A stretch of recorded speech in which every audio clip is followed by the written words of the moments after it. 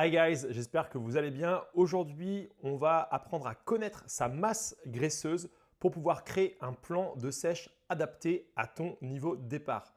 Chose importante car beaucoup d'entre vous, vous entendez tout et n'importe quoi, mais en fait tout dépend de là où vous partez. Forcément, si tu pars de 25% de masse graisseuse, tu n'auras pas le même chemin que quelqu'un qui part de 15% si on estime que tu souhaites aller vers les 12% de masse graisseuse pour voir des abdos plus visible. Allez, avant ça, je me réintroduis. Moi, je suis Mathieu, le créateur de la méthode MM et j'accompagne les hommes à revoir leurs abdominaux. J'accompagne des sportifs de haut niveau, mais aussi des hommes qui souhaitent simplement sécher pour s'affûter.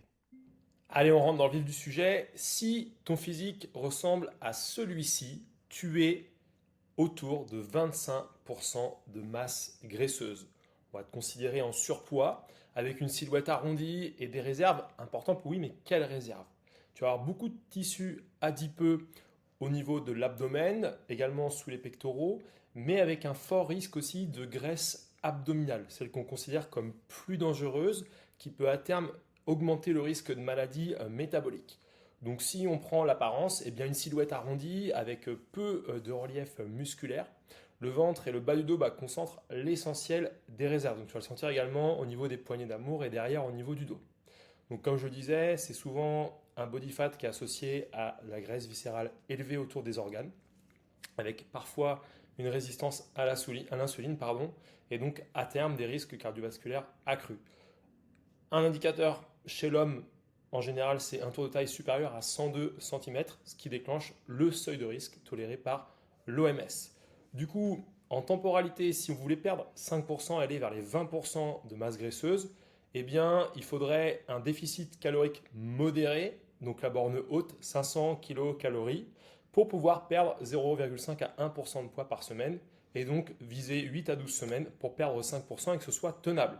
Si vous allez plus vite, vous risquez d'embarquer encore beaucoup plus de tissu musculaire et aussi avec un risque de, dégrader votre métabolisme et de reprendre tout derrière parce que ce ne sera pas tenable. Le niveau d'après, c'est 20%, en soi la moyenne. Du coup, c'est le niveau courant chez l'homme sédentaire. Donc là, vous voyez qu'il y a quand même un peu moins de graisse que tout à l'heure. On voit bien les 5% qui ont été perdus, avec toujours de la graisse au niveau ventral, sous les pectoraux également. Bon, une fois habillé, c'est une silhouette qui apparaît normale. Voilà, on voit encore le ventre un peu qui peut parfois gêner, qui peut parfois être un peu source de complexe pour certains hommes.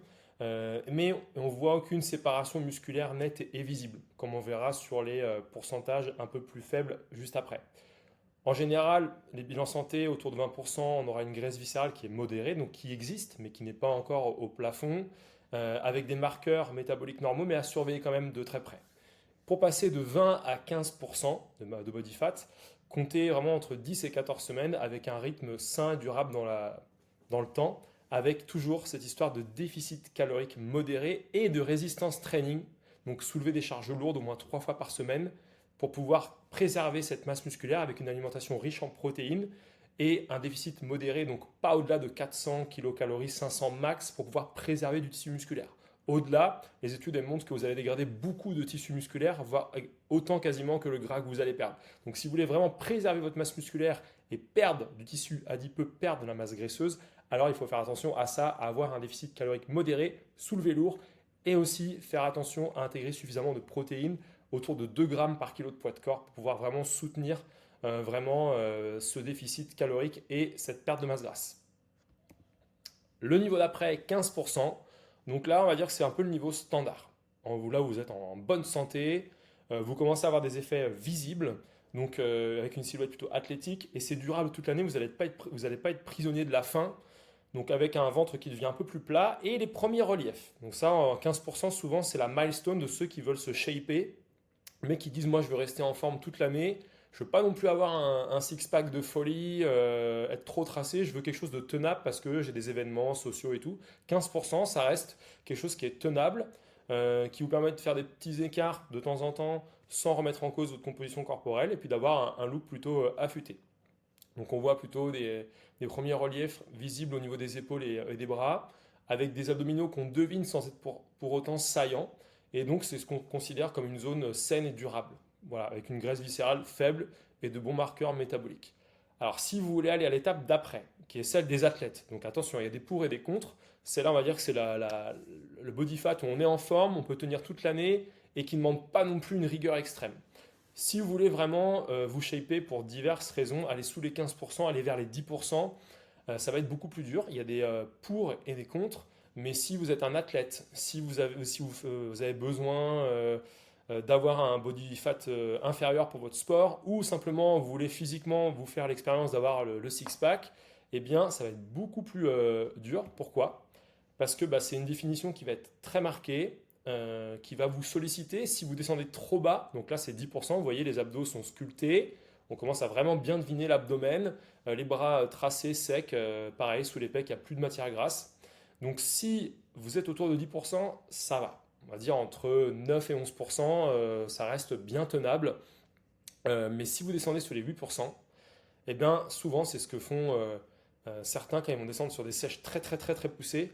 Vous pouvez assister à de la baisse de testostérone, tout ce qu'on ne veut pas, de la fatigue, parce que votre métabolisme il est vraiment fatigué, une libido en retrait et des performances qui vont vraiment diminuer. Donc attention au niveau de ce range-là, il faut vraiment être prudent. Moi je suis toujours entre 9,5 et 11, parce que c'est quelque chose que je tiens, je me sens en forme, je peux faire mes exercices normalement, mes marqueurs sanguins sont bons, mes performances cardio sont bonnes également, donc moi je sais que c'est vraiment un shape qui me va, mais j'irai jamais en dessous de ça. Pourquoi? Parce que je voudrais pas être trop fatigué, tout ça pour avoir une toute petite définition musculaire en plus. Attention, lorsque vous voulez passer de 15 à 10%, ça va être plus long. À mesure que vous descendez dans votre body fat, il est de plus en plus dur de perdre de la masse graisseuse sans entamer la masse musculaire, la masse maigre. Donc là, c'est vraiment un jeu d'équilibriste où il va falloir pouvoir apporter suffisamment de protéines, avoir un déficit calorique, on va dire faible, entre 150 et 250 kilocalories, pour pouvoir être certain d'enlever les dernières réserves de graisse restantes un peu disgracieuses, mais tout en gardant suffisamment d'énergie au quotidien, de protéines, de bons glucides pour pouvoir avoir le résultat que vous souhaitez. Et on ne va pas se mentir, quand vous arrivez autour de 10%, c'est une rigueur alimentaire beaucoup plus stricte, donc moins d'écart. Si vous êtes quelqu'un qui a une énorme vie sociale, que vous aimez boire un petit verre, moi je ne vous le conseille pas. Mais si vous ne buvez pas d'alcool, que vous avez une vie plutôt saine, que vous aimez aller à la plage, puis vous aimez visuellement, eh bien tenir ce 10%, c'est possible, mais ça demande quelques petits ajustements qui doivent être en accord avec votre vie à vous. Donc voilà, donc ça c'est important de le savoir. Tout dépend aussi de ce que vous voulez et quels sont les sacrifices à mettre en œuvre.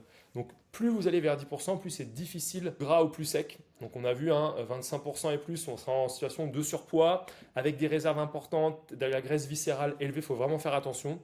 Ensuite, on peut espérer sur entre 8 et 12 semaines perdre 5%. On prend une règle en général, c'est allez, entre 0,5 et 2,5% par mois de body fat. Plus vous êtes gras, plus vous aurez un pourcentage qui va descendre vite au départ, parce qu'il y a tellement de réserves que ça va perdre. Plus vous démarrez proche des 15%, plus ça va être long et un travail vraiment d'ajustement, de précision. Donc si tu es nouveau sur la chaîne, n'hésite pas à lâcher un like et à t'abonner, ce qui permet de propulser mon contenu un peu plus si tu aimes la valeur qui est apportée à l'intérieur. Allez, je te dis à la semaine prochaine, bon dimanche.